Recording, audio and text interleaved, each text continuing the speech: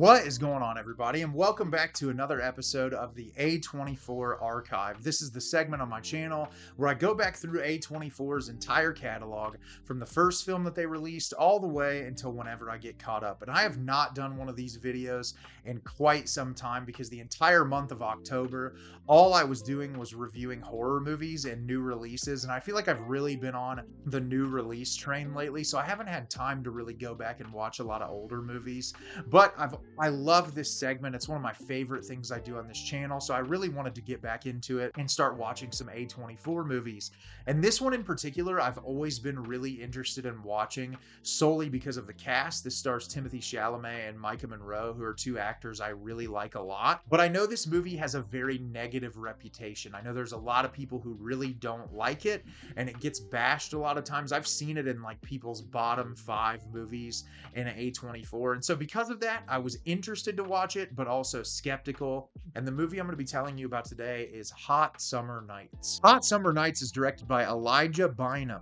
In 1991, a sheltered teenager comes of age during a wild summer on Cape Cod, getting rich from selling pot to gangsters, falling in love for the first time, partying, and eventually realizing that he's in way over his head. So, like I said, this movie is very interesting because of all the mixed reviews around it. There's some people that really hate this movie. I know it's not super well regarded, but I was looking forward to watching it anyway. And what I will say, I think some of the hatred towards this movie is very misguided. I don't necessarily think that it's as bad as a lot of people say that it is. I don't think it's perfect by any means. It has a lot of glaring issues that I, in moments, just found myself kind of scratching my head like, why would you do this?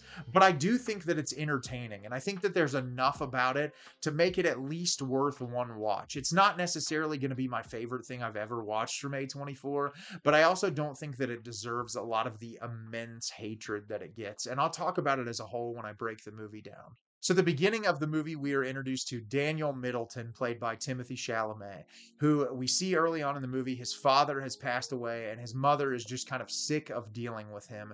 And so he sends him away to live with his aunt in Cape Cod in the year 1991. And he gets there, and he doesn't really fit into the scene because most of the people that are in Cape Cod are people who have lived there their entire lives, or people that are there on vacation. And so he's kind of an outcast there. But very quickly, he ends up meeting this guy who works in an auto body shop in town, and the two of them kind of strike up a conversation and talking, and he finds out that he sells weed in the community and wants to start helping him with that.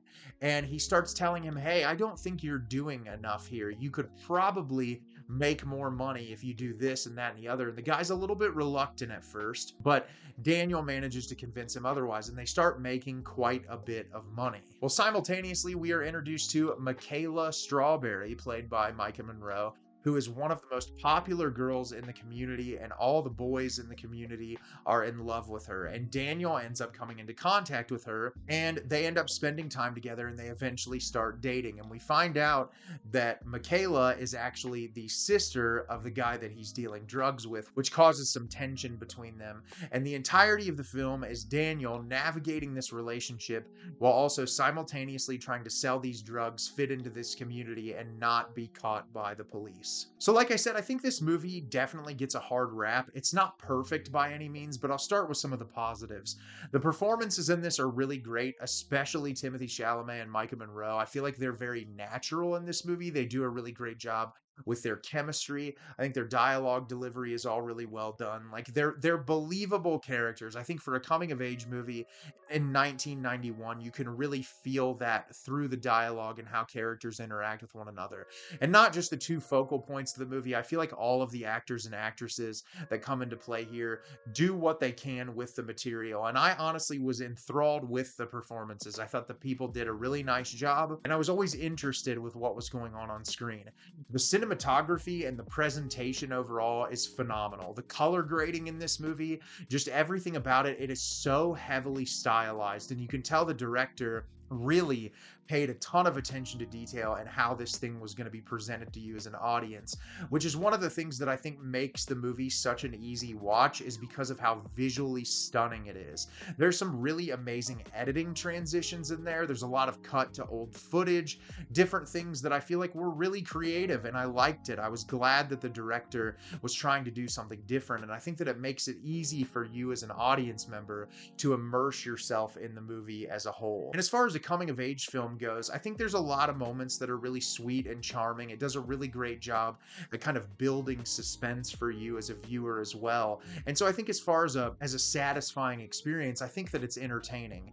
The problem that I have with this movie, for starters, the character development is very lackluster. I feel like all of these characters are exceptionally hollow, especially our lead character. He does not have a whole lot going on for him to make you care or pull for him all that much. Like, he has the little bit of a troubled backstory of his father dying and kind of the tense relationship with his mother, but there's not much else. We don't know much about Daniel as a person overall, and he's kind of a bad human. I mean, the way that he manipulates other people and the way that he treats other people, and especially like to just get what he wants, I didn't really feel much sympathy for him throughout the movie, and I didn't find myself all that attached to his character. I think the best written character in the movie is probably Maika Monroe's character, who we get a little bit more about the relationship between her and her brother and why there's some separation there, and what she's going through at home through some context clues with her father and all of those different things.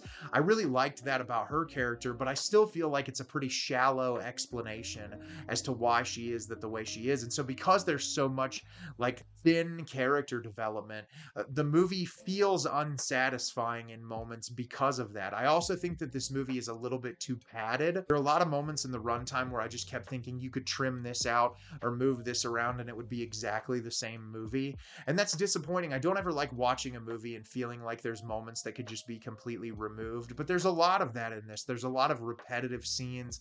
There's also like a plot arc that kind of sends the movie over the top at the end that I just didn't really like the direction. It was almost like they just wanted chaos to ensue, so they took it in the most extreme direction possible. And I don't necessarily think this movie needed that. I think it could have been a little bit more refined and it would have been equally as successful, because I like the suspense of like, is the local police going to find out about the drug dealing? But they go in this whole other direction where Daniel's character wants to start selling cocaine. And I think like it just goes in the most cliche route possible. And like, there's been a ton of movies about this, and it's kind of a tired narrative, like the coming of age story about the kid who sells drugs. And so I think when you're doing that, you have to try to add something new to the conversation. Otherwise, you just feel like you're doing more of the same. And that's the biggest problem that I had with this movie, is it felt like it was just doing more of the same. I didn't feel like there was anything in this that was particularly like new or enthralling. I just was entertained by the performances,